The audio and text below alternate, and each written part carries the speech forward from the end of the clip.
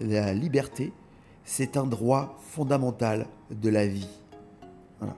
Mais c'est pas parce qu'on la vit que c'est un tu pourras mettre un bip sur le 1, c'est un le est une prise par la force et sans consentement, c'est pas forcément un acte S, d'accord? Prendre un animal, l'attacher. Puis alors, les gars, les mecs qui me parlent de la je regarde souvent les gens dans les yeux, des personnes qui me parlent de la dominance, de domination, enfin bref, je vois dans leurs yeux, il y a une forme de fierté. Oui, mais c'est ça, le dominant, il pense que... Il y a une forme de fierté. Il s'imagine que parce que il domine le chien qui est soi-disant dominant, ça fait deux des... Non, vous n'êtes pas des dominants du tout, les gars. Et vraiment, c'était la folie. Je me suis retrouvé avec 20 000 abonnés, alors que je l'avais genre 2000 abonnés. Et c'était... on a été comme ça propulsés. J'ai des médias qui m'ont appelé. Brésil, Japon, Russie. Enfin, c'était... Il y a des mecs qui ont récupéré la vidéo, qui l'ont foutu sur leur page YouTube. Ils ont fait des... Mais j'ai pas de honte à dire que la dernière trempe que mon père m'a mis, il m'a tapé pendant 45 minutes avec une ceinture et il avait tellement mal au bras qu'il a fini à coup de poing et que j'ai dû rouler sous un lit et m'accrocher au latte du lit et en priant un dieu auquel je ne croyais pas qu'il arrête en fait. C'est-à-dire que nous, on a ce cortex préfrontal bodybuildé et on est censé nous gérer émotionnellement et on n'y arrive pas et on a malgré tout le droit de se déplacer où on veut alors qu'on est l'être vivant le plus dangereux pour l'intégralité du monde du vivant, cellules comprises. On a même réussi à bousiller. Moi, c'était différent. Moi, comme j'étais en échec scolaire et que j'avais connu le harcèlement, la violence de mon père, j'étais enfermé dans mon monde, en fait. C'est comme ça que j'ai commencé à raconter des histoires. Ouais. En fait, c'est pourquoi j'ai commencé à raconter des histoires, c'est parce que j'ai été un mythomane, mais vraiment atteint d'une mythomanie très profonde. Parce que je refusais la réalité qui m'entourait. J'aimais pas la vie telle qu'elle était. C'était trop dur. Cette réalité, elle me... Voilà. Donc au final, comme je n'aimais pas ce que j'étais, comment les gens me percevaient, je m'inventais une vie. Quand j'allais à la machine à café, me servir un café, je revenais, je te racontais qu'il m'était arrivé un truc de ouf. Tu vois ce que je veux dire ? Alors qu'en fait, il m'était rien arrivé. Mais c'est parce que je refusais cette réalité qui était... que tu es un humain dans un monde... Voilà, exactement. Et donc, j'ai commencé à apprendre à raconter des choses. J'ai commencé à apprendre à avoir une super mémoire. Parce que quand tu es un menteur, il faut avoir une mémoire extraordinaire. Parce qu'il ne faut pas oublier qu'au bout d'un moment, les mensonges se croisent. Il faut faire attention à ce que tu as dit. Et en fait, j'ai commencé à mettre cette espèce de délire que j'avais de me raconter une vie en racontant des histoires concernant mes chiens. Mais plutôt que de raconter des mensonges, je racontais leur existence, qui était nettement plus palpitante qu'une existence humaine, en fait, au final, où on essaye justement d'avoir une vie très linéaire, alors que nos chiens, en fait, quand on dit, ouais, les chiens, ils se rendent pas compte du risque. Si. Ils savent très bien ce qu'est le risque. Mais ça vaut plus. À sa vision, à lui. Ça vaut plus. À ses yeux. Ouais. Et comme je le dis très souvent, et je l'ai dit dans une de mes vidéos un jour, pour eux, vivre, ça vaut plus que la vie. Et est-ce que quelque part, c'est pas ça le vrai secret du bonheur ? Vivre en société tout en étant, être capable de vivre avec les autres, c'est ça qui est dur. C'est ça qui est super dur. Comment faire pour exulter ? Comment faire pour prendre sa prise de... Comment faire pour faire en sorte de prendre des risques sans pour autant que cette prise de risque n'impacte trop les gens autour de nous ? On ne pourra pas en fait faire du zéro risque. Est-ce que tu crois pas que ta mythomanie, pour revenir un petit peu là-dessus, et ton côté théâtral, tu vois, les deux, l'ensemble, t'ont permis de, totalement inconsciemment, être beaucoup plus efficace dans le fait de raconter des histoires. Bien sûr que si. Tu commences à t'entraîner, bizarrement, en fait. Évidemment.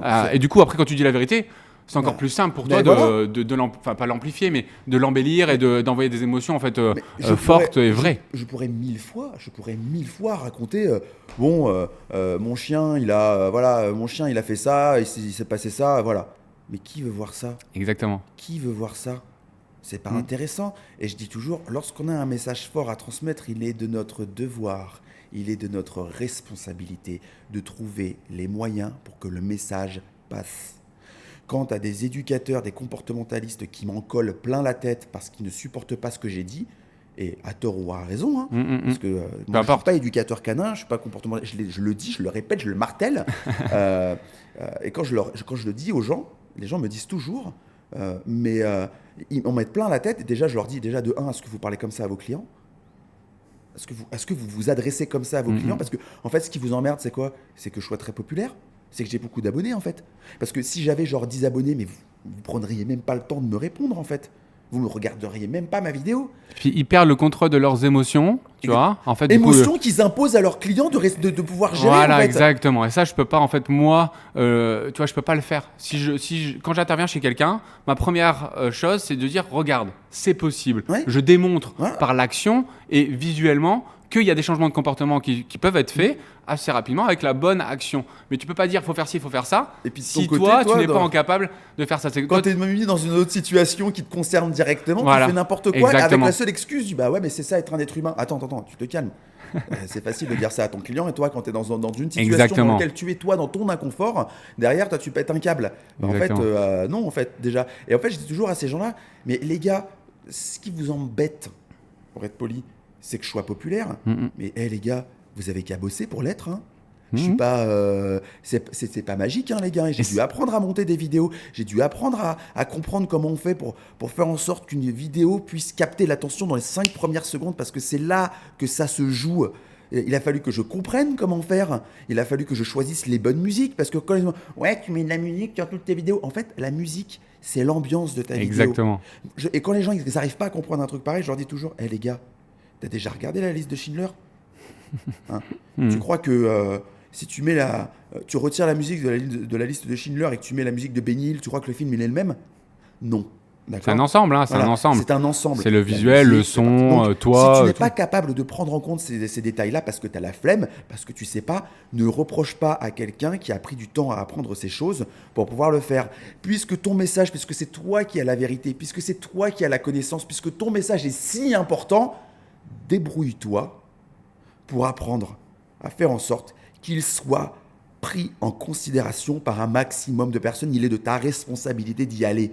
C'est comme si tu demandais à un concepteur de chaussures que c'était les pieds des gens qui devaient s'adapter à sa chaussure. Exactement. Eh ben non, en fait. C'est ta chaussure qui doit s'adapter aux pieds de la personne et pas l'inverse, mon pote. Voilà. En tout cas, pour quelque chose de qualité. Et ce n'est pas en rageant sur les autres que le message va passer. Exactement. Ça n'a aucune en fait, cohérence. Plutôt que de venir me voir et de me taper, viens me voir pour me dire effectivement, je suis pas d'accord avec ce que tu m'as dit parce que je suis carrément pour entendre un truc. Viens, on en débat. J'adore. Mais j'adore. Je vais même te dire un truc, c'est que la plupart des comportementalistes qui sont venus me voir et qui aujourd'hui prennent en charge mes animaux sont des gens qui sont venus me voir pour me dire je suis pas d'accord avec ce que c'est te dire en fait à quel point je suis pas capable de me remettre en question. C'est trop bien. Voilà. Et ben en fait j'ai engagé ces gens-là parce qu'ils avaient un discours, parce qu'ils avaient une méthode, parce qu'ils avaient une façon de m'aborder que j'ai adoré, qui était plein de bienveillance, plein de calme, qui m'ont dit les choses telles qu'ils les concevaient, telles qu'ils les pensaient. Et moi j'ai accepté de me remettre en question. Il n'y a pas de problème. Par contre il y a un moyen de le faire. Et autre chose, je veux bien mettre en avant les gens qui viennent me voir pour des podcasts, il n'y a pas de problème dès lors que c'est fait avec beaucoup de bienveillance et beaucoup de calme. On peut débattre, on peut ne pas être d'accord, pas la peine de m'en mettre plein la tête. Moi, je t'ai juste mis un fusil sur la tempe, c'est pas, tu vois. Ouais, mais c'était une bonne bienveillant, marque. C'était bienveillant. Non, mais c'était une bonne marque, j'ai adoré. Manchester, c'est quand même un grand classique. Je vais quand même te présenter, du coup, on a commencé. Hein. Bah oui, c'est vrai. Je vais quand même te présenter un petit peu. Alors, tu me diras à la fin s'il y a des petites erreurs ou pas. Parce c'est des coquilles. Du coup, j'ai le grand plaisir de vous présenter Thibaut Laurent, l'homme derrière le compte La Vie de Sora.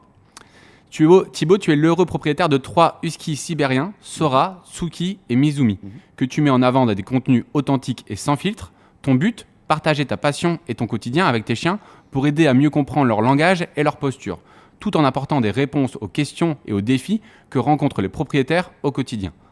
À travers les conseils, tu guides les maîtres sur l'attitude à adopter dans différentes situations afin qu'ils puissent vivre en harmonie avec leurs compagnons. Ton histoire commence en avril 2022 quand tu ouvres ton compte TikTok simplement pour regarder des vidéos. Petit à petit, tu te mets à publier tes propres contenus pour le plaisir et pour archiver tes vidéos. C'est en août 2022 qu'une de tes publications fait le buzz, te propulsant toi et ta meute sous le feu des projecteurs. Face à cet engouement, tu décides d'ouvrir un compte Instagram en octobre 2022. Ensuite, pour lutter contre des faux comptes qui se font passer pour toi, tu crées des pages YouTube et Facebook. À côté de cette aventure digitale, tu restes coach sportif, un métier que tu exerces toujours. Les revenus issus de tes partenariats et collaborations sont intégralement réinvestis dans la création et la gestion de tes contenus afin de proposer un contenu qui s'améliore dans le temps. Ta passion et ta volonté de transmettre l'emportent. Tu vas même jusqu'à publier un livre, C'est la vie, aimer, comprendre, éduquer, dans lequel tu livres ton expérience et tes réflexions pour mieux vivre avec tes animaux. Ce qui te définit vraiment, c'est ton authenticité. Tu n'hésites pas à évoquer tes erreurs, tes doutes et les galères du quotidien avec 3 huskies. Tu partages autant de défis que les joies de cette vie trépidante. Tu montres comment, grâce à la compréhension du comportement canin, on peut créer une relation forte et épanouie avec nos compagnons. Voilà donc Thibaut Laurent, un passionné à l'énergie communicative, c'est vrai, qui nous prouve chaque jour qu'avec de la bienveillance, de la persévérance et un brin de folie, on peut transformer de simples vidéos en une belle histoire suivie par des milliers de personnes. Est-ce que j'ai fait des erreurs et est-ce que tu as des choses à ajouter ? Alors, faudrait que tu m'envoies ce petit résumé parce qu'il est vachement, il est pas mal. Hein. Il y a juste un truc, effectivement, ça n'a pas propulsé ma meute. Cette vidéo, la première qui a buzzé, parce qu'en fait, il n'y avait que Sora. Il y avait que Sora, c'est vrai. Donc, à un chien, je suis pas sûr que ce soit vraiment une meute. C'est vrai. Mais effectivement, non, c'est. Mais est-ce que toi, tu es dans la meute ? C'est que cette vidéo-là, elle est hyper good feeling. C'est-à-dire que j'ai fait le buzz, enfin, on a fait le buzz, surtout Sola, en fait, a fait le buzz, parce qu'il a fait un acte extraordinaire d'aller se jeter dans les bras d'un monsieur qui était sans abri. Que je rencontrais tous les matins et en fait j'ai pas voulu filmer cette vidéo au départ. En fait la vidéo que vous voyez, c'était quelque chose qui se faisait tous les matins depuis quasiment un mois en fait. Et que je j'avais pas filmé. Tu faisais naturellement. Je m'en foutais en fait de filmer cette action. C'est un plaisir que j'avais moi avec mon chien le matin d'aller voir Bruno et en fait je lui offrais toujours un café et un croissant. Voilà. Et ma femme un jour m'a dit je cherchais mon portefeuille pour partir voilà, parce que tu rentres rarement dans une boulangerie et que tu prends des trucs gratos. Hein, tu peux prendre des trucs, hein, mais toujours contre un peu de fric, c'est un côté un peu mesquin. Et en fait, je cherche mon portefeuille. Ma femme me dit mais pourquoi tu as besoin de ton portefeuille pour aller sortir ton chien? Je comprends pas. Et là, je lui dis, je lui raconte vite fait l'histoire. Là, elle me regarde, elle me fait mais t'es sérieux? C'est-à-dire que la dernière fois, tu m'as filmé ton bouton dans le dos pour me le montrer, pour savoir ce que c'était. Et un truc comme ça aussi mignon, tu me l'as pas filmé, quoi. S'il te plaît, filme et montre-moi. Je fais ok, d'accord, tu vois. Et en plus, ce jour-là, Bruno, il était assis avec deux potes devant lui qui parlaient et cela, il a couru. Bruno, il était super joyeux. Il y a eu un éclat de rire de Bruno, hyper content. Enfin, ils m'ont sorti leur 9e symphonie de bonheur. En plus de ça, sur la vidéo, tu vois, c'est filmé en une traite. La main, elle bouge. J'ai mis des sous-titres. J'ai fait des fautes d'orthographe dedans. Tu vois, l'amateurisme de ouf, en fait. Bah oui, mais parce que moi, à l'époque, je m'en foutais. Enfin, tu vois, je faisais comme je voulais. J'ai mis une petite musique, ouais, que certains diront un peu cucu, mais c'est pas grave. En fait, c'était ma sensibilité sur le moment. Et en fait, par réflexe, je le poste sur TikTok. En moyenne, ça faisait 500 vues, quoi, mes TikTok. Tu vois, j'en avais un qui avait fait 60 000. Les gens, ils avaient l'impression que j'avais percé la toile, tu vois. Mais en fait, non. Et puis, en fait, je poste la vidéo comme ça par réflexe.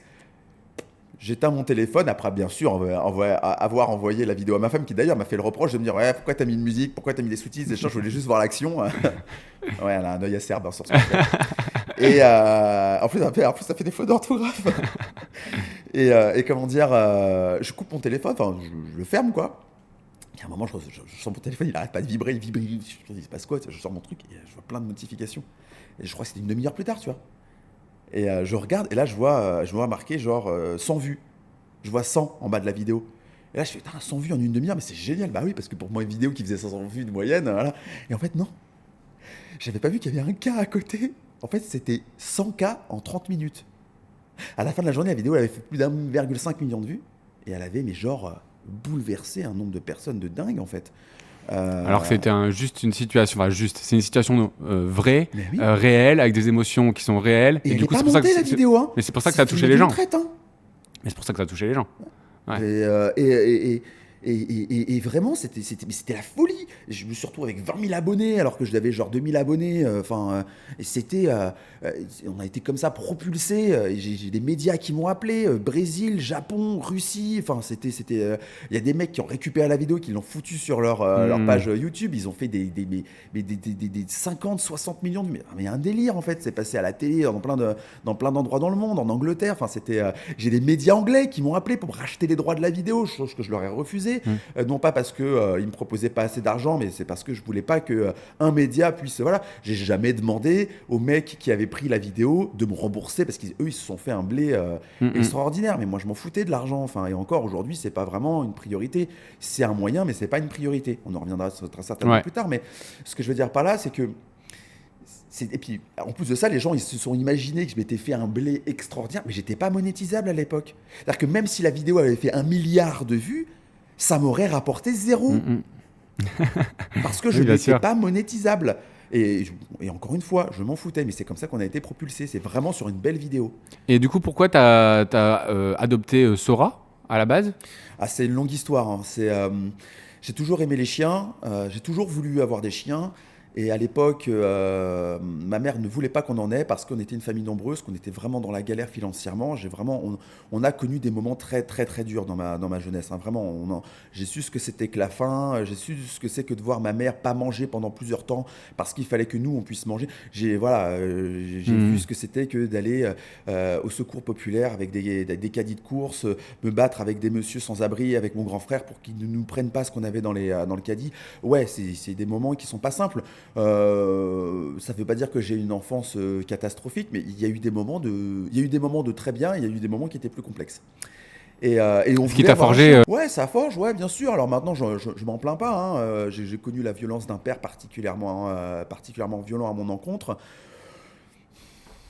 Je dis toujours que j'ai eu le meilleur papa du monde parce qu'il m'a montré l'exact opposé de ce que devrait faire un papa. Moi, je dis toujours, si vous voulez croire en Dieu, on vous montre le diable, vous inquiétez pas, vous allez croire. Tout à l'heure, tu disais, les gens, ça dépend comment ils réagissent en fait Exactement. à leurs expériences. Toi, tu as essayé d'en faire une force et de prendre le positif, entre guillemets, avec des grandes guillemets de ça. Mhm. Et je pense que c'est ce que tout le monde devrait faire parce que la vie est mauvaise. En fait, il y aura toujours des choses négatives C'est la vie. qui vont se passer. On te Et trouve. il faut essayer de voir le positif partout et de ne Mais c'est pas se ça. renfermer en fait là-dedans. Et dans les expériences avec les chiens, on est un peu là-dessus parce qu'il y a beaucoup de gens qui rencontrent un autre chien et ça part en bagarre. Mhm. Et après, ils évitent totalement Mhm. cette situation-là. Donc, ils renforcent l'anxiété du chien totalement inconsciemment parce qu'ils ont peur de recréer une Mhm. mauvaise expérience. Et du coup, en fait, ils tombent dans un petit cercle vicieux où après, c'est difficile pour en sortir. Et je pense que les humains, c'est pareil. Ah, je suis tombé Il faut dedans avec absolument. Sola, hein. Sola, il était hyper réactif à tous ses congénères, hein. Une violence, mais on n'imagine même pas le truc des ninjas qu'il m'a fait, hein.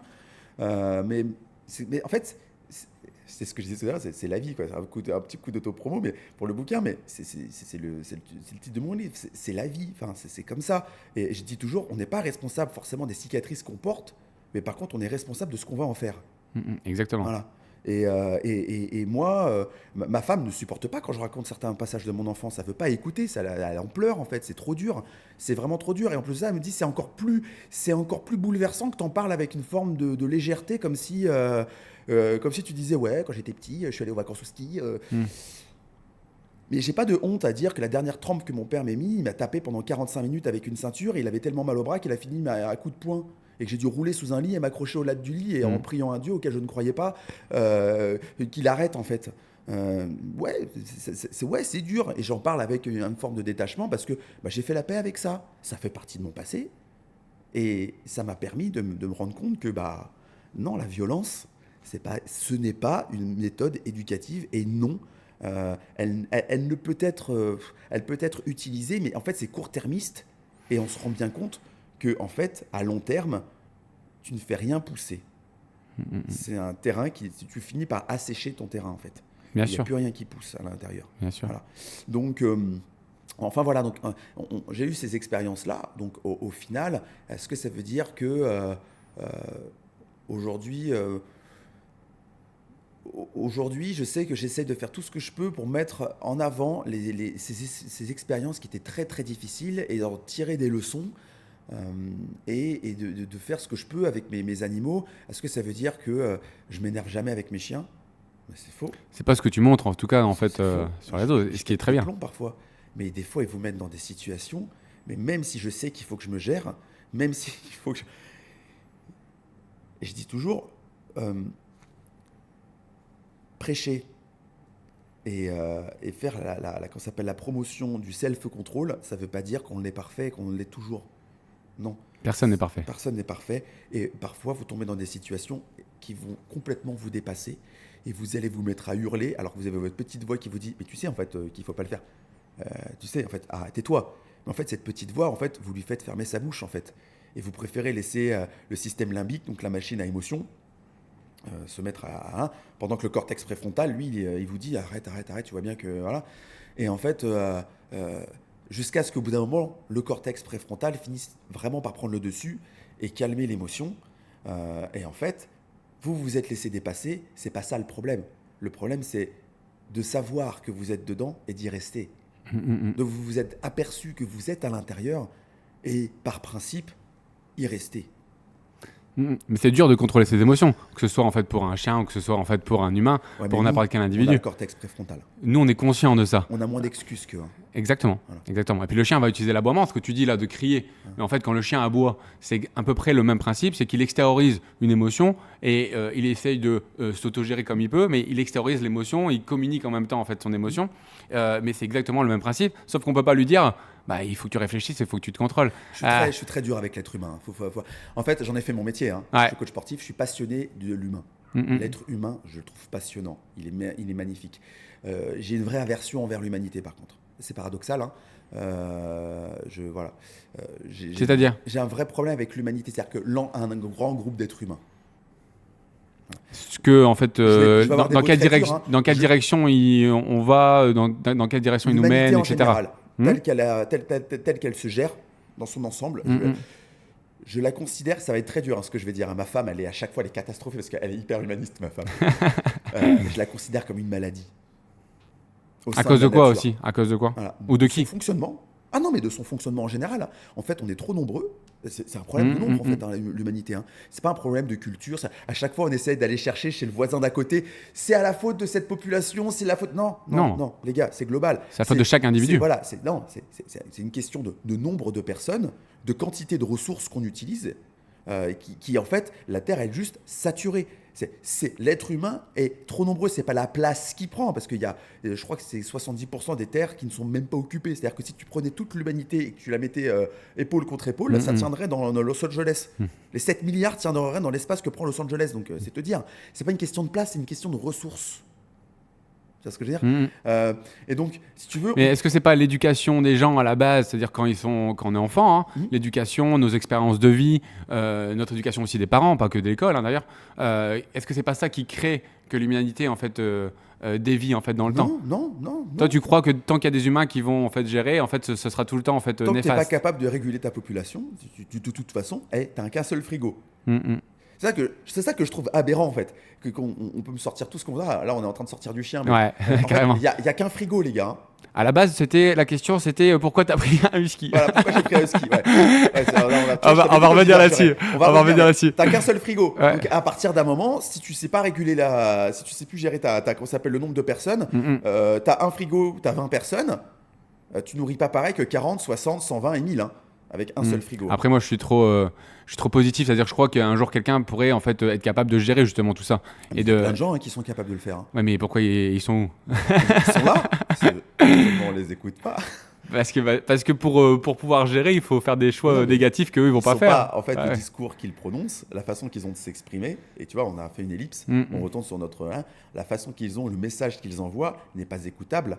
Les gens ne veulent pas écouter comme ça. J'en reviens à ces éducateurs qu'on a dit au début, qui viennent me faire le reproche d'être hyper populaire par rapport à eux qui ont une sorte de vérité absolue, puisque leur méthode, c'est la mieux, et qui viennent me faire le reproche à moi de dire ce que je fais, et ils ne supportent pas ma popularité. Les gars, encore une fois, je le répète, si vous avez une sorte de vérité absolue, c'est à vous de trouver les clés pour que votre message passe. Allez, on retourne sur le husky du coup. On retourne sur le Donc whisky. pourquoi on retourne du coup. On va retourner sur pourquoi est-ce que l'humanité a moins de pourquoi est-ce que je vas-y. que l'être humain a moins d'excuses que les chiens de ne pas se gérer, parce que eux, les êtres humains, ont un cortex préfrontal bodybuildé, c'est le siège de la rationalité. Il fait partie des plus gros qui existent avec l'orque, le cachalot, le dauphin. Ça fait vraiment partie c'est même actuellement le meilleur, en tout cas pour ce qui est du siège de la rationalité. Donc ça veut dire que nous qui mettons en place des règles, nous qui mettons en place des lois, nous qui mettons en place des choses et qui sommes conscients qu'il faut apprendre à gérer nos émotions, qu'il faut savoir être raisonnable, eh bien nous, on n'est pas parfait. Et quand on fait une connerie, qu'est-ce qu'on nous sort à chaque fois ? L'erreur est humaine. Voilà. Nos chiens, quand ils font des conneries, parce qu'ils ont un cortex préfrontal moins développé, on va leur dire quoi ? On va leur dire « Ah mais ils sont mal éduqués, c'est de la méchanceté, il faut les attacher. Mais alors, excusez-moi les gars, vous passez votre existence à faire des conneries toute la journée. Si on vous filmait toute la journée pour voir toutes les règles que vous enfreignez, et même, mais issues du bon sens le plus extraordinaire, on vous attache pas. Donc toi, tu veux dire qu'il faut être un peu plus conscient en fait que ton chien, il n'est pas capable d'être totalement autonome. C'est normal qu'il fasse des erreurs parce que c'est un chien dans un monde d'humains. Et du coup, des fois, il faut gérer l'environnement pour en fait juste que tout le monde, ça se passe bien pour tout le monde et que ce soit en fait stable et que pas créer de mauvaise expérience. Il ne peut pas être 100% parfait qu'il doit être privé de sa liberté en fait. Je vais expliquer un truc, ça va faire mal aux oreilles de certains, les gars. Et je le dis en regardant la caméra, la liberté, c'est un droit fondamental de la vie. Voilà. Mais c'est pas parce qu'on l'a tu pourras mettre un bip sur le 1, c'est un prise par la force et sans consentement, c'est pas forcément un acte S, d'accord? Prendre un animal, l'attacher, c'est violer la liberté fondamentale de la vie. Après, il faut pas que la liberté atteigne celle des autres. Mais ça, c'est une phrase que j'adore qu'on me sorte. Moi, j'adore. Quand on je suis d'accord avec la ça. liberté des uns commence là où s'arrête celle des autres. Bien quand sûr. je demande aux personnes de m'expliquer cette phrase, souvent je me retrouve avec des personnes qui sont là. Ouais, mais ça veut dire que ta liberté. Non. Moi, je vais t'expliquer. Moi, je vais t'expliquer comme moi j'ai envie. Ça veut dire en fait que ceux qui baladent un dimanche matin avec leur gosse en forêt, avec son chien réactif en laisse, devraient pas être impactés, devraient pas stresser, devraient pas avoir peur de rencontrer d'autres individus parce que en fait les autres individus pourraient venir dans sa zone à lui, tu vois, même si lui il fait en sorte que tout se passe bien à ce moment-là, tu vois. Pour moi c'est ça, c'est-à-dire que tout le monde devrait pouvoir bouger, balader avec son chien, même s'il est réactif, et justement même avec un chien réactif il faut pouvoir balader, il faut pouvoir créer des expériences. Le problème c'est que dès qu'il y a un chien qui lui fonce dessus, tu repars un petit peu en arrière parce que lui tu lui remets un petit coup de pression, tu vois, tu recrées un petit peu de stress. Donc pour moi c'est là où je dis ça, c'est que bien sûr qu'il faut lâcher ses chiens, etc. Et c'est essentiel, sinon tu tombes dans un cercle vicieux. Par contre, il faut respecter les zones de confort des autres individus. Tu vois, tu es à la plage, tu arrives à la plage, tu vas pas aller t'asseoir à côté de la nénette, mettre ta serviette juste à côté, et tu vois, tout de suite, dans la société, ça va pas être respectueux. Par contre, tu es à 3 mètres, ça fait 10 minutes que tu parles avec elle, et d'un seul coup, ça se rapproche tout doucement, ben ça c'est différent parce que du coup on a créé un lien en fait au départ, on s'est dit bonjour, on a été respectueux et du coup on peut rentrer en contact. Moi je suis plus dans cette optique là quand je parle de ça. Encore une fois, je ne promue pas lâchez tous vos chiens, on s'en fout, on verra bien ce qui va se passer. Mais bien sûr que non. Oui. Je dis toujours que la liberté, apprendre à son chien, apprendre la balade sans laisse à mes chiens, c'est probablement la chose la plus dure, la plus constante de mon quotidien. La plus difficile et probablement la plus stressante. Et tu fais beaucoup de gestion d'environnement. C'est terrifiant à quel point je suis en hypervigilance constamment. Pourquoi ? Juste pour le bien-être de mes animaux et pour leur sécurité. Parce que qu'on le veuille ou non, il y a une forme d'impermanence de la vie. Oui, effectivement, c'est désagréable quand quelqu'un prend sa serviette, et s'assoit juste à côté de toi, alors que tu ne lui as rien demandé. Exactement. Voilà. C'est très désagréable, mais ça arrive. Exactement. Et c'est à nous d'apprendre à gérer convenablement, d'apprendre à gérer ces situations et de savoir les anticiper. Comment je réagis ? Si je réagis de manière systématiquement épidermique, il ne faut pas s'étonner que notre quotidien soit un vrai enfer et que notre chien soit ni plus ni moins qu'un serpent tétanisé bloqué contre un mur avec nous une hachette à la main. C'est normal que le chien soit comme ça si déjà à chaque fois qu'un chien s'approche trop près d'une autre, on se met à hurler comme un possédé. Ravagez votre chien. Tranquille. Oui, effectivement, il y a des chances pour que ça se passe très mal. Oui, alors déjà pour commencer, le chien souvent il est à 15 mètres. Donc réagir comme ça, alors que le chien d'en face s'approche, effectivement, mais qu'il est à 15 mètres, on est en train d'expliquer à notre chien, là, que déjà, il y a un danger de le ouf. truc qui arrive à face, à cette distance-là, déjà, c'est hyper dangereux, suffisamment pour que tu te mettes dans cet état-là. Et après, tu t'étonnes que ton chien, quand il vient au contact d'un autre, ça parte, mais en fight, mais direct. Mais tu as, de ton comportement, armé ton chien. Et là, on a pris les deux extrêmes. Du coup, c'est l'équilibre des deux là qui permet en fait d'évoluer sereinement en fait en société. Oui, c'est stressant. Oui, c'est énervant d'avoir effectivement, comme tu le dis si bien, cette espèce de pénétration dans l'espace, dans la bulle. Voilà, privée. On a tous la nôtre. Elle est plus ou moins grande en fonction des personnes et du vécu qu'on a. Et chez notre chien, c'est pareil. Exactement. Et chez le chien, c'est pareil. Oui, mais en fait, les gars, vous vous rendez compte de comment vous vous comportez ? Et moi, je dis toujours, mais faites le parallèle avec des êtres humains. Est-ce que tu te rends compte, si j'étais sur un trottoir, que je voyais un gosse s'approcher du mien, et que mon enfant s'était fait péter la tête dans une cour de récré, et que voyant l'enfant qui s'approche, je me mettais à 15 mètres à faire « Mais rappelez votre enfant !» Mais, non mais pourquoi nos gosses, ils vont pas, en fait, tu vois, nos gosses, ils vont évoluer en société, ils vont pas aller voir les autres gosses, ils vont pas aller voir les autres chiens, ils vont pas aller voir les chats, ils vont pas aller voir, en fait, les autres individus. Ils vont rester dans leur meute, on va dire ça avec des grandes guillemets. Mais pourquoi, en fait, le chien, c'est le seul individu, la seule espèce qu'on permet d'être intrusif sur les autres individus? C'est faux. Nos enfants, ils courent vers les autres. Mais c'est nous qui leur apprenons à pas y aller. Exactement. On va pas voir les inconnus. Et pourquoi on fait ça? Pourquoi on leur apprend pas à y aller? Mais parce que, en fait, c'est entre guillemets, soi-disant pour leur sécurité. Alors ça, c'est un truc qui m'a toujours fait marrer, c'est de dire à quel point, en fait, les gens, ils sont juste pas cohérents. Quand on vient me voir en disant rattachez votre chien, mon enfant a peur.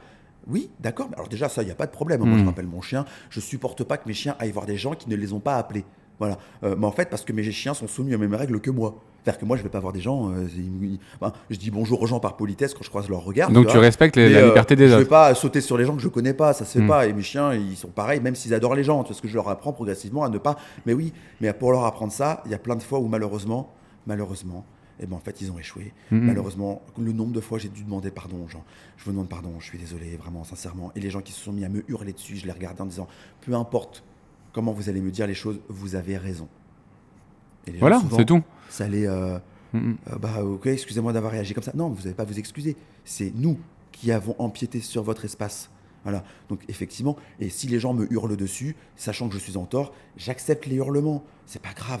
Dès lors que tu me touches pas, enfin, tu vois ce que je veux dire. Ouais. Je peux comprendre que ce soit énervant. Oui, je ne cautionne pas tes hurlements, mais en même temps, je cautionne pas non plus qu'on ait pénétré dans ton. Mais ce sont des choses qui arrivent.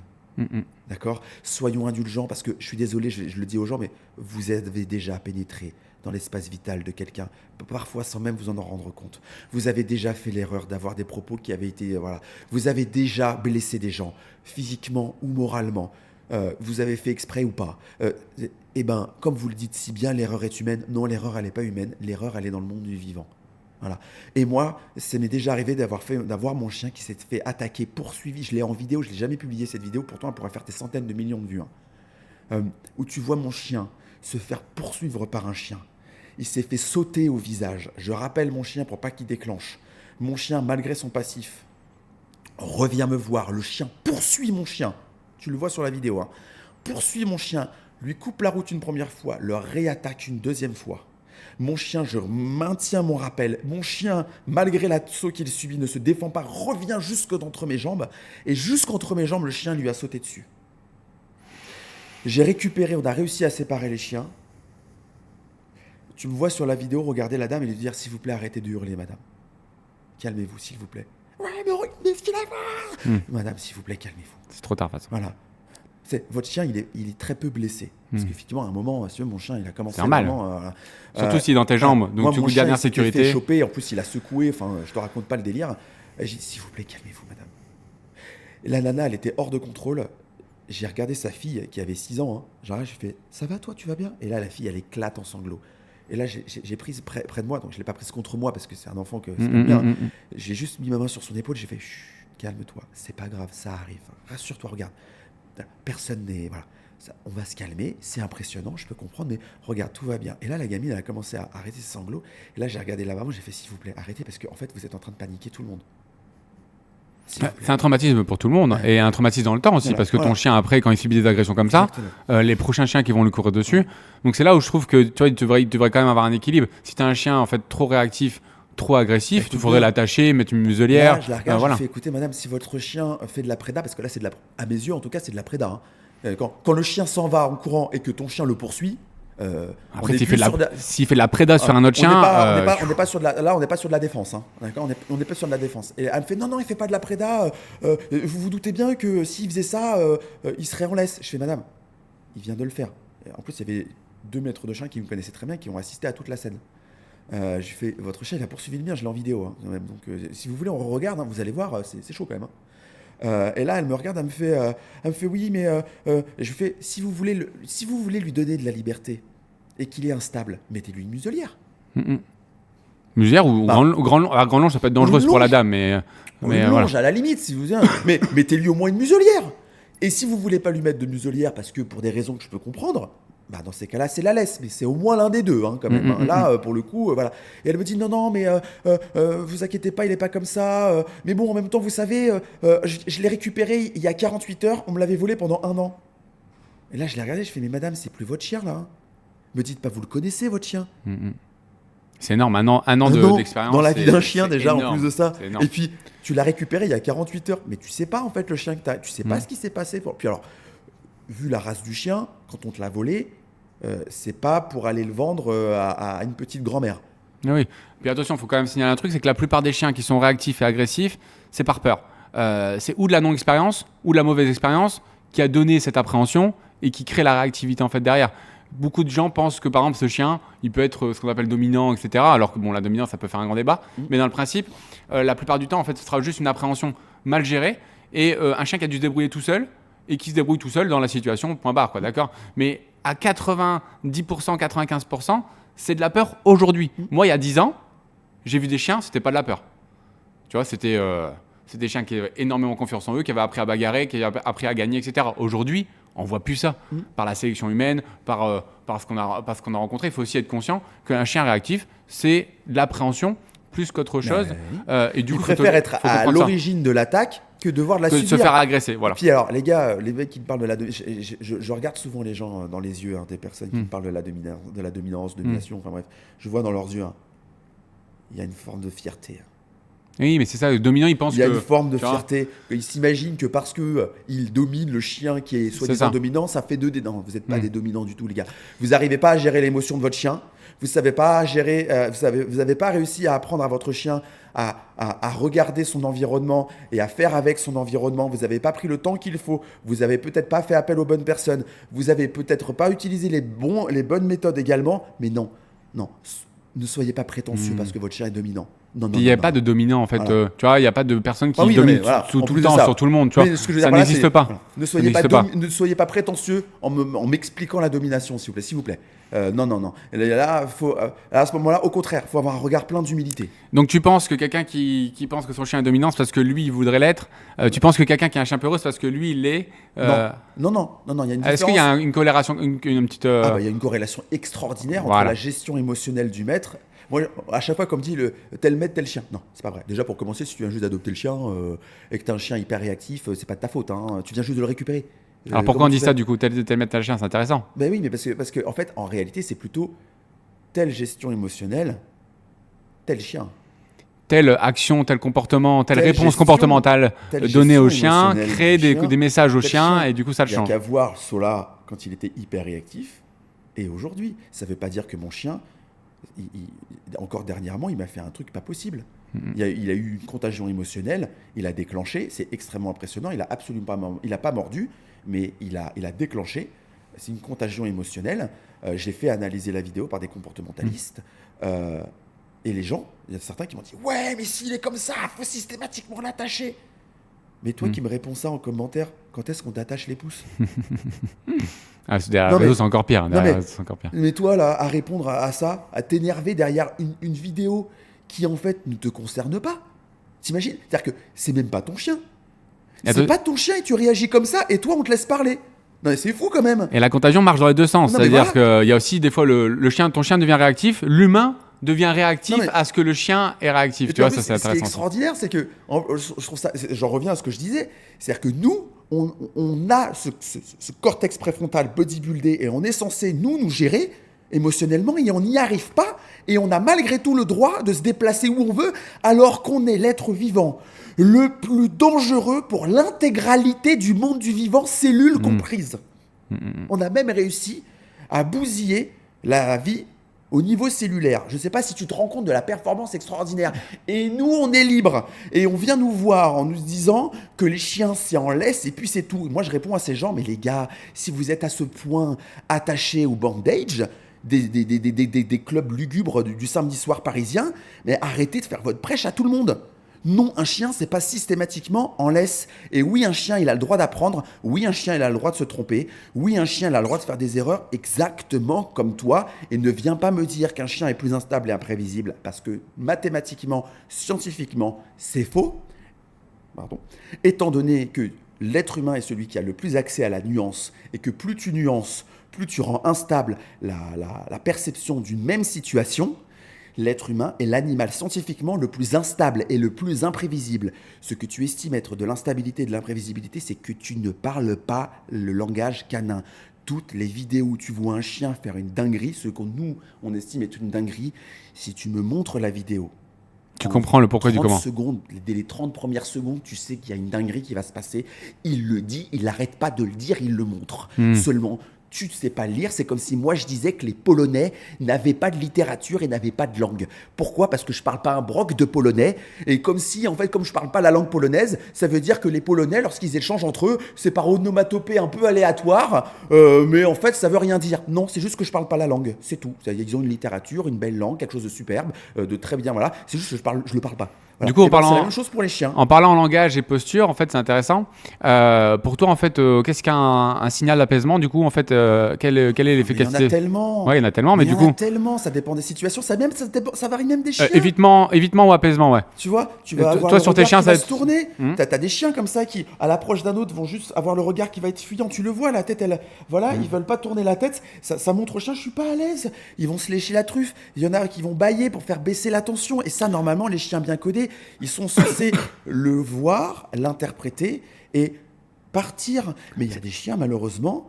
Le léchage de truffe, c'est un grand débat. Le léchage de la truffe devant, il est la plupart du temps pas mis dans les signaux d'apaisement parce que en fait, c'est plutôt un signal de stress et d'anxiété qu'un signal d'apaisement. Oui, mais... Apaisement pour lui, mais je comprends ce que tu veux dire. Mais il faut quand même, tu vois, équilibrer quand même. Mais un signal en fait d'apaisement, ça va permettre à l'individu de s'apaiser ou d'apaiser la situation. La plupart du temps, il le fait pour lui, mais des fois, il va le faire pour apaiser une situation globale. Lèche le visage des grands chiens. Ce qui peut marcher sur un chiot, qui marchera moins sur un chien adulte parce qu'en fait, du coup, elle aura plus son permis chiot et ça va être invasif à l'œil de l'autre individu. Exactement. Mais ça, elle va l'apprendre dans le temps, quoi, d'accord ? Sola, par exemple, ça, il est en train de lui faire comprendre qu'il maintenant, il y en a marre. La dernière fois, Sola, il a commencé à grogner à Mizumi qui lui léchait mais abondamment la gueule. Mais vraiment, et j'ai entendu Sola grogner. Est-ce que je suis intervenu ? Est-ce que j'ai dit à mon chien d'arrêter de grogner ? Mais non, en fait. Non, bien sûr, un chien qui grogne, c'est un chien qui ne mord pas. Oui, bien sûr. Il est en train il prévient. C'est ça. Il est en train de prévenir. Mais du coup, ça reste. Donc, du coup, on va revenir en fait, à un autre débat qu'on a eu avant. Le problème du chien lâché, par exemple, qui n'est pas contrôlé. Alors, nous, on habite à la plage, d'accord ? On est à la plage. Ton chien, il grogne sur le chien d'en face parce qu'il n'arrête pas de lui lécher la tronche, il n'arrête pas de lui sauter dessus. Ça ne fonctionne pas parce que le chien en face n'est pas respectueux. Encore une fois, est-ce que c'est sa faute ou pas ? Je ne pense pas. C'est plus la faute du point de vue éducatif. Il y a un problème de codage. Et donc, effectivement, il y a un problème éducatif. Voilà. Et du coup, qu'est-ce qu'on apprend au chien qui est en train de grogner ? C'est que le grognement ne fonctionne pas.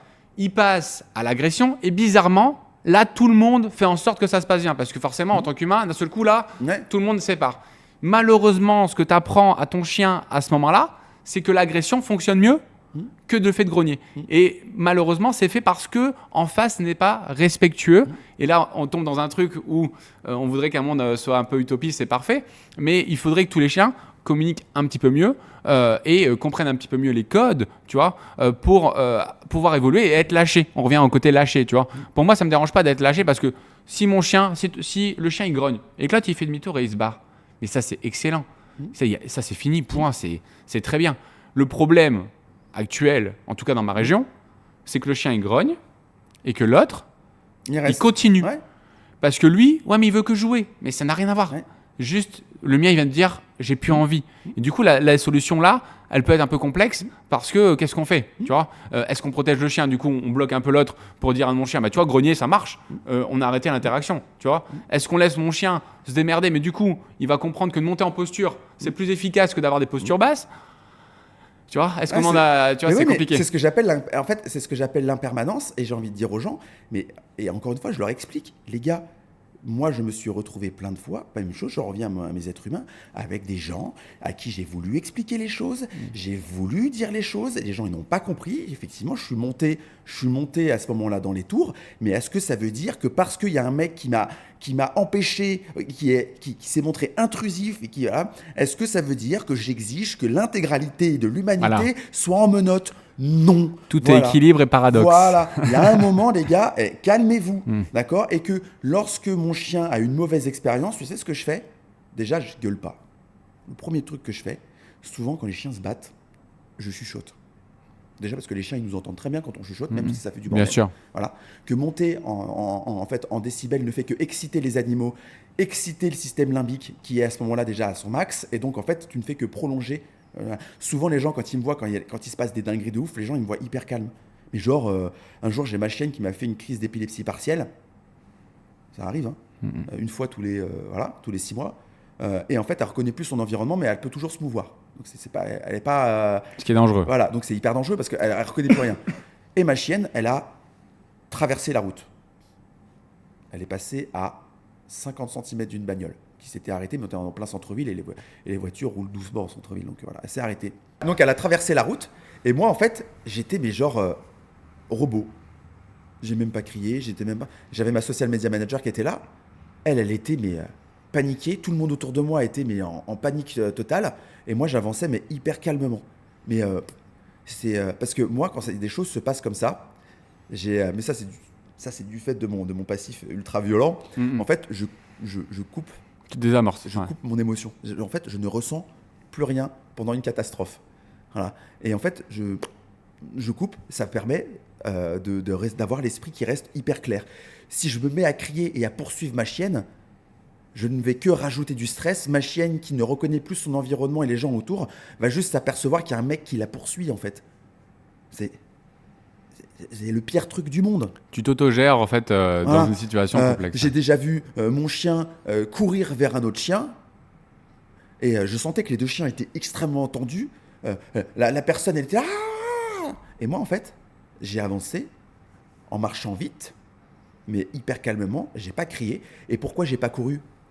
Parce que si le chien en plus d'en face se mettait à voir un mec qui court en plus du chien, mais il se serait passé quoi ? Et en fait, les gens me voient être, mais vraiment, c'est presque insensible. Mais en fait, c'est juste que je ne veux pas rajouter du stress. En fait, il faut comprendre une chose, c'est que je dis toujours, s'inquiéter, c'est souffrir 2 fois. Voilà. Donc ça sert à rien de s'inquiéter. D'accord ? J'écoute pas. C'est beau à dire, c'est plus difficile à faire en fait pour la plupart des gens en fait. C'est super dur. Non mais c'est méga dur. Et en fait, moi j'ai eu affaire à des situations, mais vous imaginez pas ce que j'ai dû, pas avec mes chiens, mais même dans ma vie à gérer. Et les gens à chaque fois sont mais comment c'est possible ? Est-ce que ça veut dire que je ne m'énerve jamais ? Non, si ça m'arrive d'être dépassé, c'est encore plus difficile de revenir. Mais est-ce que c'est pas parce que tu as vécu des choses fortes, très dures, que maintenant tu es protégé par des événements en fait moins forts, moins denses, qui touchent moins ton cœur, et du coup tu es plus capable de faire ça. Quelqu'un qui vit jamais de choses exceptionnelles, je prends l'exemple de ma femme par exemple. Un truc pour moi qui est anodin, d'accord, mais pour elle qui lui a marqué le cœur. On a été en fait à Lille, rien à voir, on allait en fait à un concert, on est passé dans une rue, la mauvaise rue, d'accord, on s'est fait courser par des barrières alors qu'on n'avait rien à voir dans l'histoire. Elle, ça lui a marqué le cœur et sa sensibilité parce qu'elle a vécu toujours dans un petit cocooning en fait qui était beau et voilà. Mais maintenant, il faut voir l'impact émotionnel que ça a sur elle dans des situations similaires. Moi, forcément, ça me fait penser à ce que les chiens vivent au quotidien.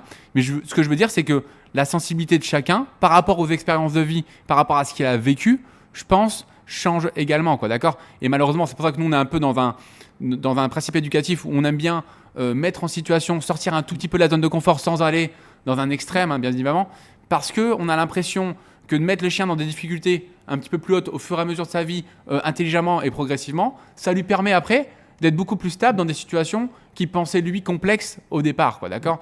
Mais nous, on est là-dedans et j'ai l'impression que toi, ce que tu as vécu, ça t'a permis effectivement de mieux gérer parce que tu as vécu des choses beaucoup plus graves, beaucoup plus dures. Et du coup, maintenant, c'est la vie, quoi. Tu vois, bien sûr, c'est la vie, c'est un accident. Autopromo.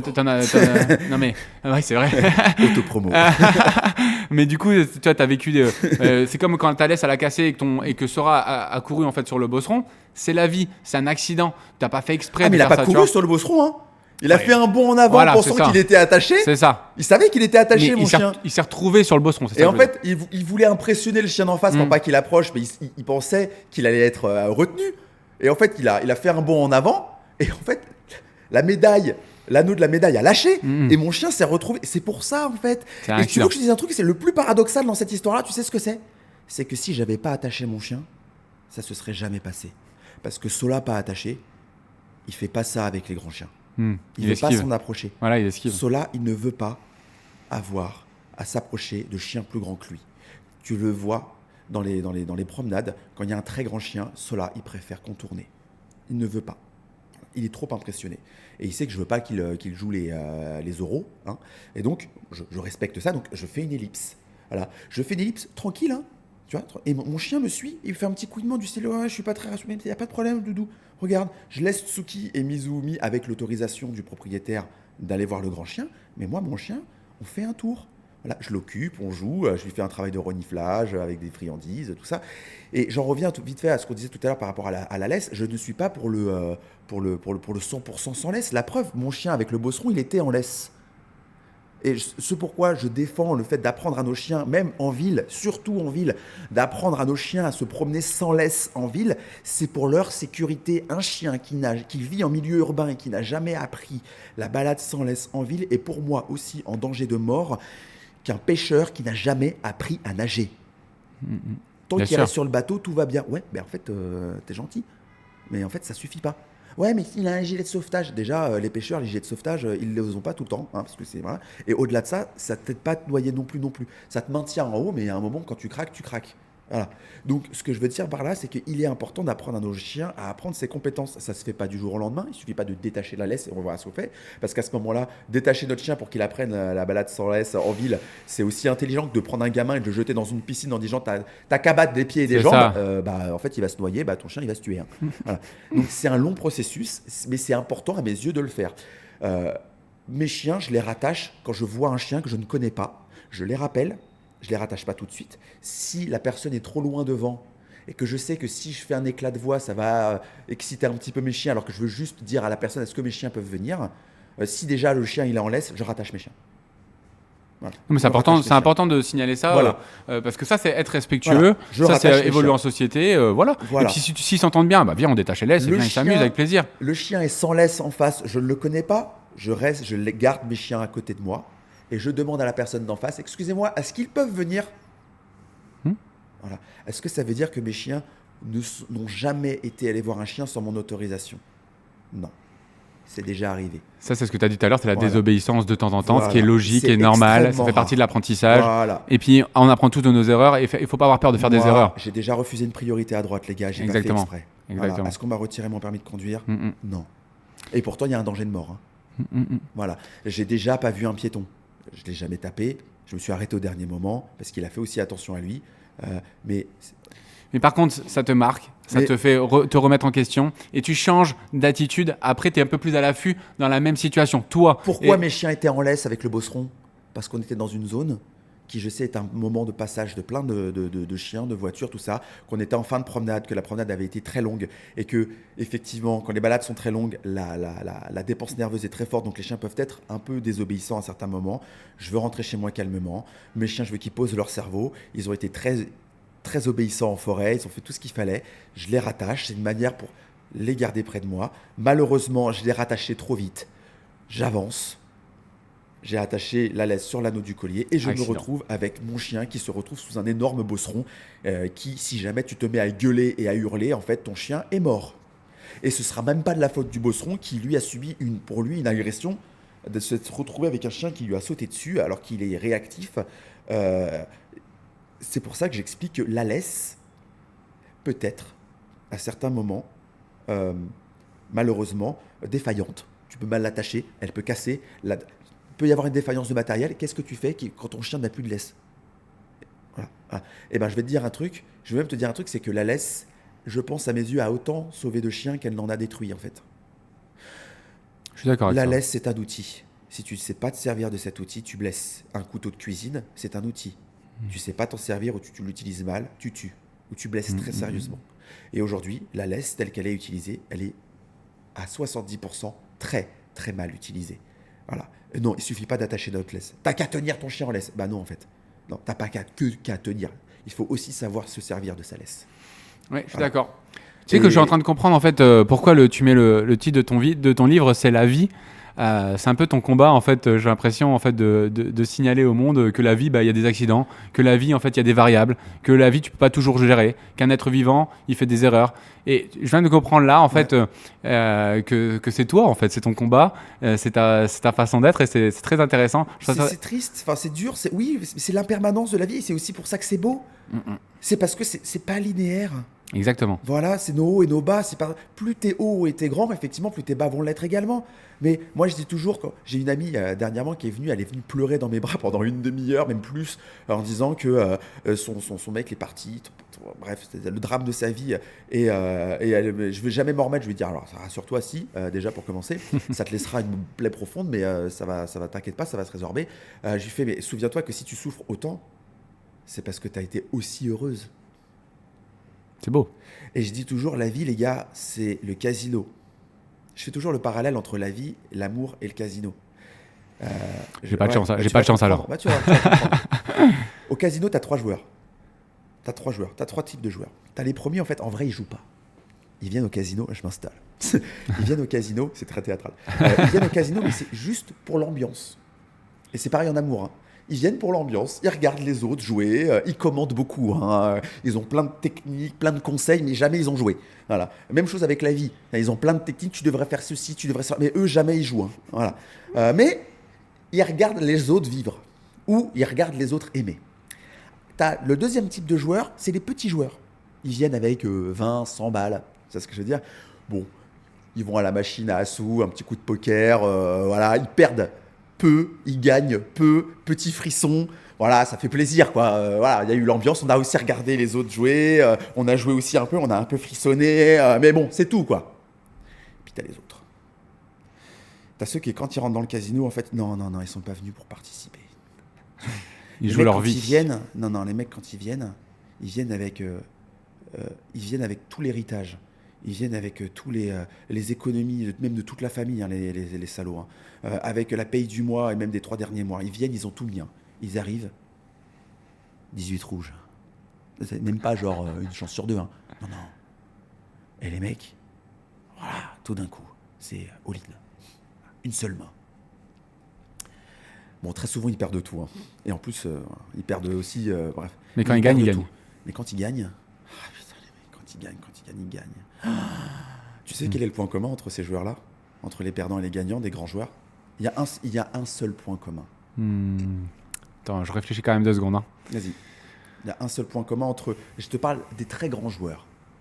Entre ceux qui jouent vraiment fortement et ceux qui jouent pas du tout. Non. Dans la classe des très grands joueurs. Ah, dans la classe des très grands. Entre les perdants et les gagnants, il y a un seul point commun. Un seul. Bah, ils aiment jouer, tout simplement. Ça, c'est une analyse de Bibi, hein, les gars. Ouais, c'est le jeu.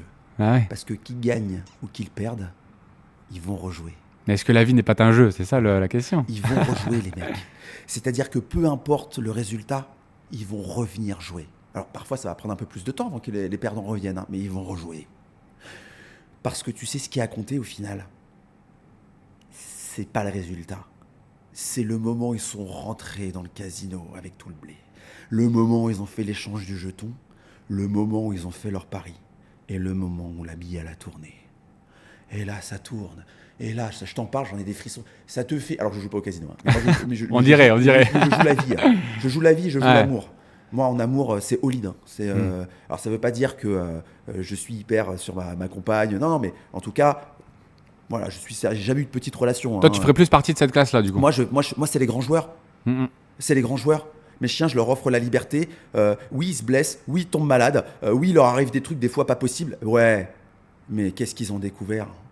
Mes chiens, ils s'en foutent d'aller chez le veto 3 fois par semaine. C'est pas le cas, hein, mais s'ils devaient aller chez le veto 3 fois par semaine, si tu leur posais la question, est-ce que tu préfères aller chez le veto 3 fois par semaine et garder ta liberté, sachant que tu te blesses régulièrement ou que tu tombes malade, ou alors ne jamais aller chez le veto et être en laisse tout le temps, ils vont te regarder et vont faire attention.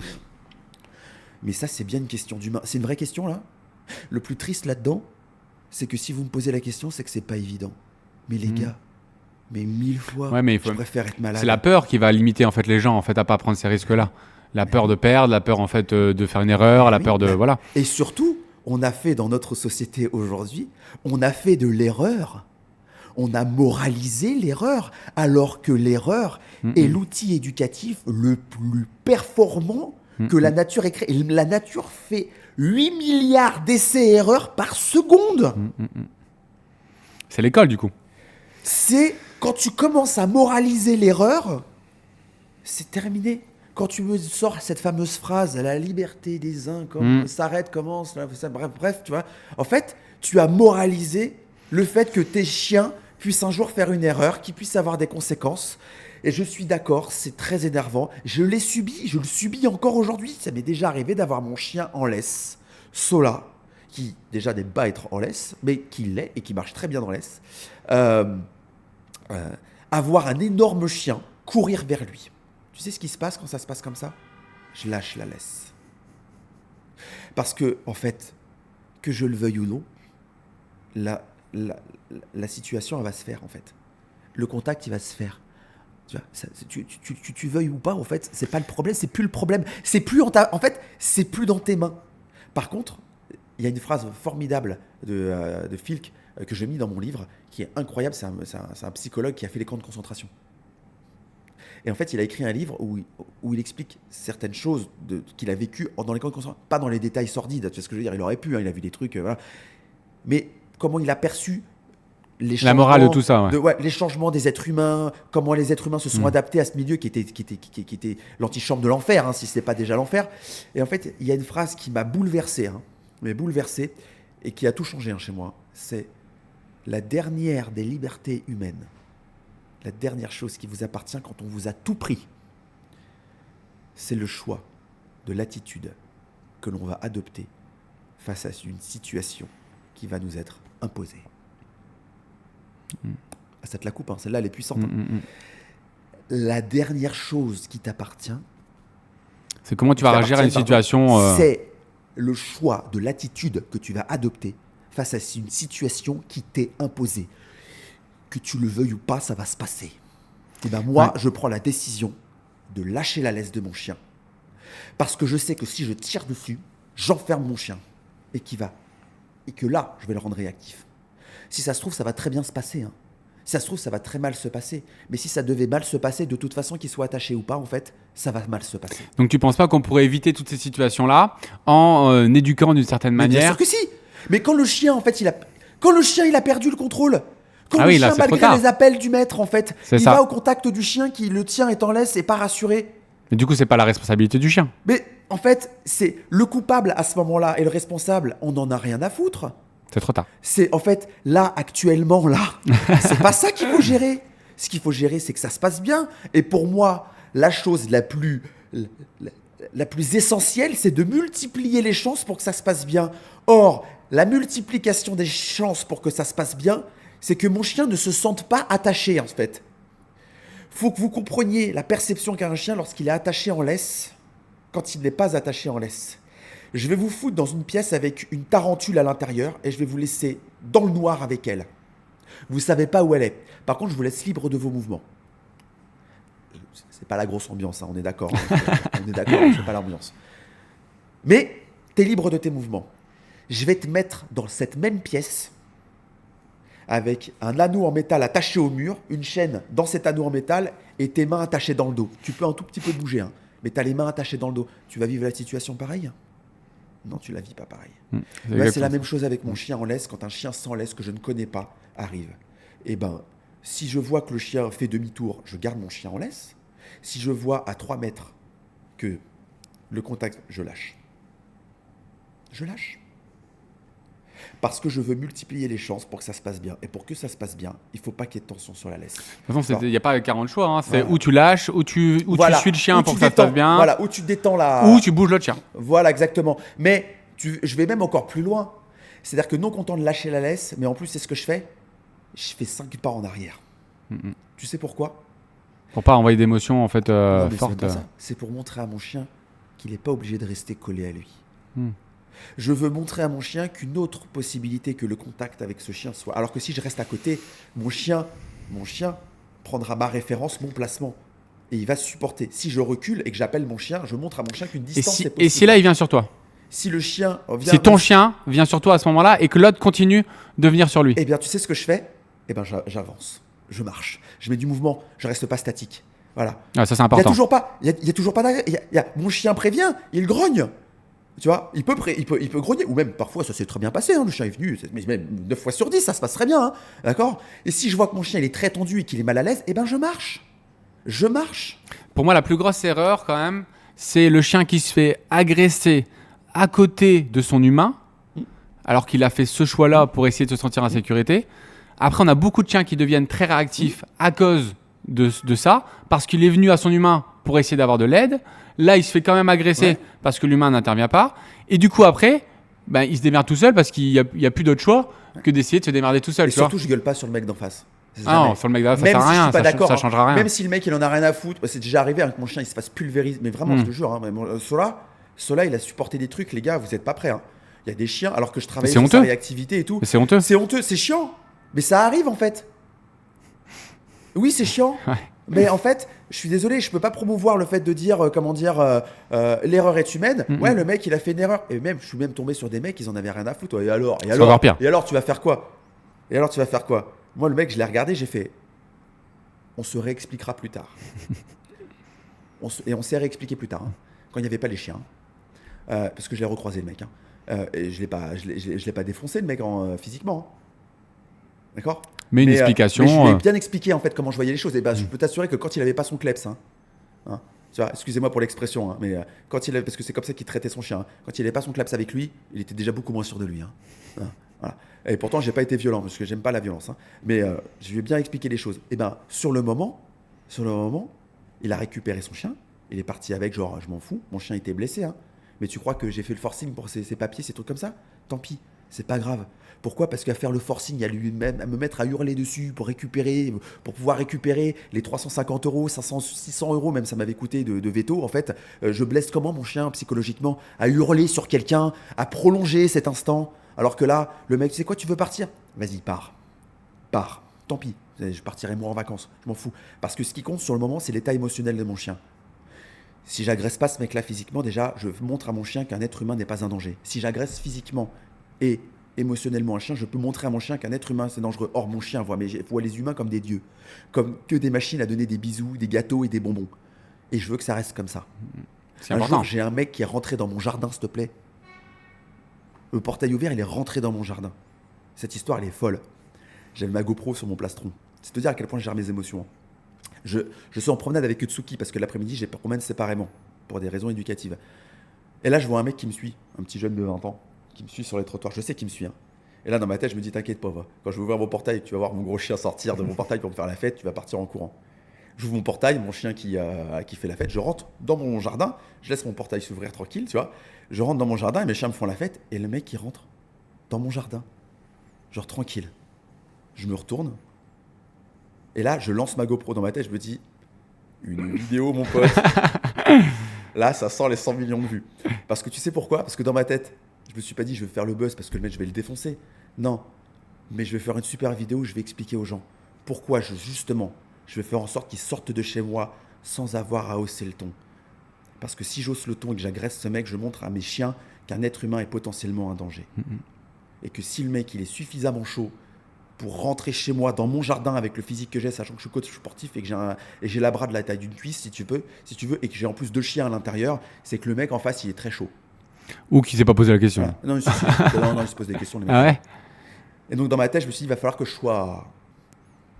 je la joue fine. Et moi, je me retourne calmement, et donc je lance ma GoPro. Et le mec, il me regarde, il me fait, ouais, j'étais un condé pour avoir ça sur ta poitrine. Le mec, je baisse ma tête sur le côté, comme ça, je lui fais un sourire, et je lui fais, monsieur, sortez tout de suite de chez moi. Le mec, il me fait, le mec, il se démonte pas. Il me fait, ouais, je t'ai posé une question. Et là, je fais, et moi, je vous ai demandé de sortir de chez moi tout de suite.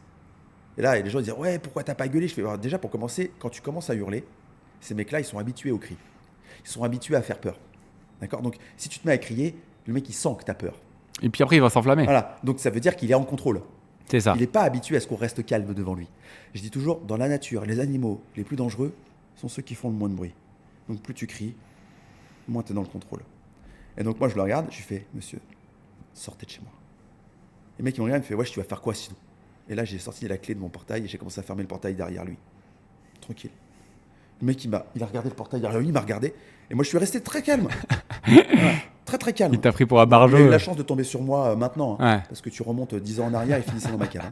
Hein. J'étais un ouf à l'époque. Hein. J'ai toujours dit que si je me croisais il y a 10 ans, je serais pas mon pote. Fais gaffe, parce qu'il y a des affaires il y a 10 ans qui vont revenir en fait, sur toi. Non mais de ouf. Et donc je commence à fermer le portail derrière lui. Et le mec, et donc il fait un pas en arrière et il se met devant le laser de la fermeture du portail. Et donc là, je rebaisse encore la tête sur le côté et je lui fais, monsieur, un pas en arrière s'il vous plaît, que je puisse vraiment fermer mon portail et surtout avec vous derrière. Et le mec il me regarde, il me fait, ouais, et si je bouge pas? Je fais, bah, on retourne sur la première situation. Moi ça me va. Hein. Le mec il refait un pas en arrière, je ferme mon portail et pendant que le portail il se ferme, je penche la tête sur le côté en même temps que le portail se ferme et je fais, bonne journée. Et je ferme. Être plus faux que lui, ça l'a fait flipper. Le mec, tu vois. il est reparti, tu sais. Je l'ai vu hein, parce que, tu sais, j'ai monté mon perron comme ça, donc ça m'a mis un brin. Et le mec, il est reparti, mais genre, il avait la tête du mec, tu sais, tu lui demandes de diviser 27,32 par 14,34, c'est genre. Voilà. Et il est parti comme il est venu. Et moi, je coupe ma GoPro à ce moment-là. Je me dis, cette vidéo, mon pote, ça n'a pas filmé. Ah non. Parce que la veille, j'étais à Paris en train de tourner un vlog avec ma social media manager et que pendant qu'on faisait le point de la journée, j'ai pris ma GoPro, je l'ai posée face contre le ciel et elle a continué de tourner, je l'avais pas coupée. La carte mémoire était pleine. Ah non. Par contre, j'ai 30 minutes d'un ciel magnifique, ça m'arrive tout le temps. Un ciel bleu superbe. Moi, je pense que j'ai filmé toutes mes poches, ça m'arrive tout le temps. Et en fait, pourquoi je dis ça? Pourquoi je parle de cette... Parce qu'en fait, la gestion émotionnelle de nos chiens et la perception qu'ils vont avoir à long terme sur des situations qu'on rencontre ont un impact immense. Si je chope la personne, si je cède à mon premier instinct qui est de lui... Moi, honnêtement, hein, dans mon fort intérieur, j'avais ma petite voix, mon petit système limbique, ma machine émotionnelle. Putain, mais démonte-le. Mais fais-en un exemple. Tu lui arraches la tête, mais plus jamais il rentre chez qui que ce soit. En plus, physiquement, le mec, il était gaulé comme un cintre. Je le défonce, quoi. Mais vraiment, mais il faut voir. Hein, et en fait, mon siège de la rationalité me disait non, il y a tes chiens. Voilà. En plus de ça, non, c'est pas comme ça qu'on vit en société. Il va t'arriver plein de problèmes derrière. Franchement, honnêtement, ça n'a aucun intérêt. Et en fait, je le dis, et ça marche pour l'éducation de nos chiens, il y a 2 dragons en nous. Il y en a un qui est très posé, et il y en a un qui est très nerveux. Celui qui prendra le contrôle, c'est celui qu'on nourrira le plus. Donc, fuir des situations de stress nous empêche effectivement d'avoir à les rencontrer, mais nous empêche aussi d'apprendre à les gérer. Ça ne veut pas dire qu'il faut se mettre dans des situations constamment pas possibles, mais plutôt que quand on voit une situation qui est inconfortable, plutôt que systématiquement de voir encore un truc qui est chiant, mais fais chier, putain, je veux être tranquille. Essayons de percevoir cette situation comme une manière d'apprendre. Tu vois, c'est pas la même philosophie. Et moi, dans mon quotidien, on fait plein de bêtises, je m'excuse énormément, enfin je demande pardon énormément, parce que ça se fait pas, mais je demande pardon énormément, je fais en sorte d'apprendre de mes erreurs pour faire en sorte de ne pas les répéter. C'est vrai que certains de mes concitoyens ont dû en fait, gérer à cause des erreurs qu'ont fait mes chiens et moi-même, mais comme moi j'ai dû gérer certaines situations qui m'ont été imposées par d'autres personnes. C'est pas pour autant que je les ai pulvérisées, même si ça faisait 4 fois dans la même journée, comme ça m'est déjà arrivé. C'est très intéressant. C'est très très intéressant de voir les choses comme ça et bien sûr tout est équilibre et paradoxe, mais en fait effectivement voir l'erreur, en fait il faudrait que tout le monde voit l'erreur comme une erreur et que c'est pas pour ça qu'il faut faire tout un pataquès pour l'erreur. L'erreur c'est pas mal. Voilà, c'est pas mal. C'est pas mal. Si elle n'est pas réitérée tout le temps, etc. Parce qu'après c'est plus une erreur. C'est que t'as pas, ou t'as pas compris, ou t'as pas compris, ou c'est un choix. Voilà. C'est un choix. Et là, après, du coup, on atteint peut-être la liberté des autres, etc. Si tu fais des mauvais choix tout le temps, constamment et consciemment. Là, je vais publier une vidéo prochainement, un short, où en fait, je vois un chien en face qui est sans laisse, s'il te plaît. Hein. C'est la seule fois où j'attache mes chiens qui sont sans laisse face à un chien qui arrive en face de moi sans laisse, mais je ne reconnais pas le chien. Et de loin, j'ai trouvé que l'attitude du chien était un petit peu nerveuse. je rattache mes chiens. Pas Mizumi, parce que Mizumi, je voulais lui apprendre justement à ne pas aller voir un chien sans autorisation, sans laisse, et qu'elle attende Mongo. Bon, bah, ça n'a pas marché, elle n'a pas attendu Mongo, elle y allait quand même, mais c'est un chiot. Il lui manque une patte. Le chien, il n'avait pas l'air non plus. Voilà. Agressif. Et puis il était sans laisse, donc quelque part, voilà. Mais j'ai quand même tenu mes 2 grands. Eh ben, mon gars, quand mes 2 grands, ils ont fait un bond en avant pour aller voir le chien qui s'approchait d'eux un peu excité, le chien, il est parti en courant, mon gars, mais possédé par le démon, quoi. Mais terrifié. Imagine si j'avais laissé mes chiens sans laisse le poursuivre par excitation, parce que eux, mes chiens, pour eux, ça aurait été un jeu de ouf, tu vois, surtout que le chien, il courait vite. Il aurait pu être traumatisé de cette expérience. Qu'est-ce qui se serait passé? Le chien, il part, il traverse, enfin, mes chiens, ils le suivent. Enfin, et donc, tu vois que même parfois, je vais contre mes préceptes de me dire, le chien en face, il est sans laisse. J'attends, je demande, mais mes chiens restent sans laisse. Bah non, bah il y a des fois, je les attache quand même. Je sais pas, j'ai une sensation, voilà. T'as tes expériences, J'ai mes expériences de vie, aussi. je pense que t'en vis beaucoup. Voilà. Toi, dans la forêt où tu vas tout le temps à côté de chez toi, c'est quand même régulier en fait d'avoir des chiens sans laisse. Ben oui. Voilà. Ouais. Tout le monde est au courant. Sont promenés le matin en forêt, seuls les uns après les autres, en forêt et en partie de ville l'après-midi, et le soir en ville. Ce qui est très, très intelligent. Voilà. Très beau et très intelligent. Mais par contre, ça me prend un temps de ouf. Ben oui, mais quand on me dit, ouais, mais toi, t'as de la chance, parce que non, c'est pas. Attendez, les tu gars. prends le temps. C'est un choix de vie. Hein. C'est un choix de vie. C'est moi qui ai décidé de vivre ma vie comme ça. J'ai pas la sécurité de l'emploi, j'ai pas tout ça. Hein. Moi, je travaille pas, il y a rien qui se passe. Hein. Exactement. Voilà. Mais c'est un choix que j'ai fait. Pour parler de ton livre un petit peu, est-ce que tu peux nous en dire un petit peu plus sur le contenu rapidement Rapidement, oui, parce qu'on a quand même beaucoup parlé. Enfin, j'ai beaucoup parlé, désolé. Hein, voilà. Alors, là mon pour livre, ça. comme son nom l'indique, c'est la vie. En fait, j'explique la genèse de mes chiens. Voilà pourquoi, en fait, l'histoire que j'ai eue avant cela, les chiens que j'ai eus avant, vous allez voir, je suis pas mis à l'honneur. Je me suis comporté comme une horreur avec mes autres chiens qui n'ont pas vraiment été vraiment mes chiens. C'est des chiens qu'on m'avait plus ou moins confiés. Enfin bref, jusqu'au jour où j'ai fait, oui, on peut dire un acte d'abandon d'un des chiens qu'on m'avait plus ou moins donné. Je pouvais pas gérer, j'y arrivais pas. À l'époque, j'avais une vingtaine d'années. Pour moi, un chien, c'était un chien, quoi. Hein. Voilà, ça marche pas. Hein, voilà, j'étais très égoïste. J'ai toujours voulu avoir un husky. Enfin bref. Donc il y a cette partie-là. Oui, je vais jusque là. J'explique en fait ce que j'ai été. Qu'est-ce qui m'a fait prendre conscience et pourquoi est-ce que j'ai adopté Sola et tout ce que j'ai rencontré avec Sola et tous les problèmes que j'ai eus, mais aussi les victoires, hein, tout ce qui s'est passé. Comment j'ai perçu mes premiers moments avec mon chien, pourquoi je suis allé en élevage, pourquoi j'ai acheté mon chien, pourquoi je ne suis pas passé par une asso, j'explique tout ça. Ensuite, quels sont les moments que j'ai rencontrés, les tout débuts, les problèmes que j'ai aussi rencontrés. Sola, il a fait de l'anorexie canine, je ne sais pas si tu te rends compte comment c'était très dur à gérer et c'était de ma faute. Comment on est tombé dedans? Quelles sont mes responsabilités qui sont totales, hein. L'agressivité de mon chien, comment on est tombé là-dedans aussi également, l'alopécie X de mon chien, tout ça j'ai dû comment en fait j'ai dû gérer les réseaux sociaux aussi, comment faire en sorte de vivre ma vie avec mon chien, avec cette hyper exposition constamment, comment on devient du jour au lendemain créateur de contenu. Et vous allez voir qu'au final c'est pas tout rose. C'est énormément de travail, beaucoup de travail. Et il suffit pas d'avoir son petit téléphone là, comme ça, avec une piscine à débordement, hashtag suivez-moi, mais ça se passe pas comme ça en réalité. On voit bien sur mes réseaux que voilà.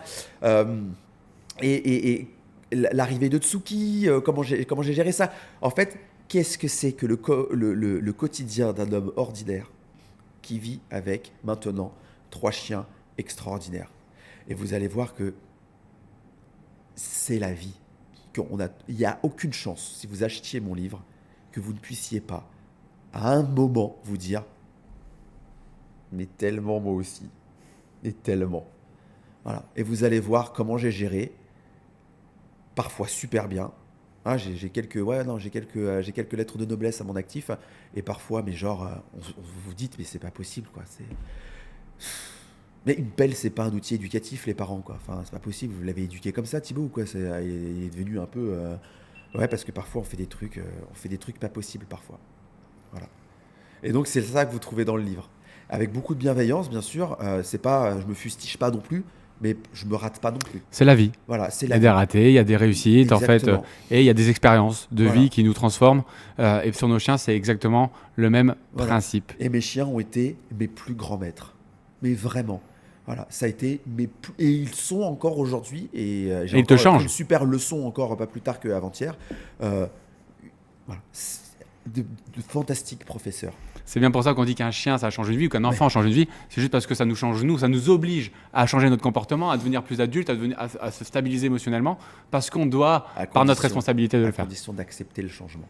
On peut Et très c'est bien responsabilité. avoir un chien et ne pas accepter le changement et continuer de traverser notre vie comme ça, Ouais, on s'en fout. ça, c'est faux. Voilà. Mais en réalité, on peut. Il y a des gens, voilà, un chien c'est dans le jardin, puis voilà. Si on veut avoir un chien épanoui, il y a une remise en question, les gars. Vous allez voir tout ce que vous faites pas bien. Oui, non, c'est Il faut sûr. l'accepter avec beaucoup d'humilité et surtout beaucoup de plaisir. Parce qu'au final, entre ce que j'étais avant et ce que je suis aujourd'hui, ça ne veut pas dire que je suis quelqu'un d'extraordinaire, mais voilà. Et j'ai envie de te dire que mon chien fait en sorte qu'aujourd'hui, ça soit carrément moins bien que ce que je vais être dans 3 semaines, dans 3 mois, dans 3 ans. Et c'est ça qui est beau. Voilà. Exactement. Merci beaucoup. On n'aura pas assez de temps pour aller au bout des choses, mais on en refera un. D'habitude, avec moi, je parle trop. On en refera un grand plaisir, mais je voulais te remercier du coup pour ta présence, pour m'avoir fait confiance aussi, parce que rien t'obligeait. Tu m'as répondu à chaque fois. Tu as été en fait très courtois, très rapide, et merci beaucoup en fait pour ça. Merci pour ce bel espace. C'est pas chez moi. Je précise parce que faut quand même le dire. C'est pas chez moi. Le on menteur. est dans un espace de coworking spécial, voilà. C'est son appartement. Voilà, mais c'est pas. En fait, j'aimerais bien, pas forcément parce que c'est un peu grand, mais c'est agréable quand même. Très agréable. Images quand même. Hein. Donc merci beaucoup. beaucoup. À toi en tout cas, c'était très agréable. Et on se dit à bientôt. Salut. Salut.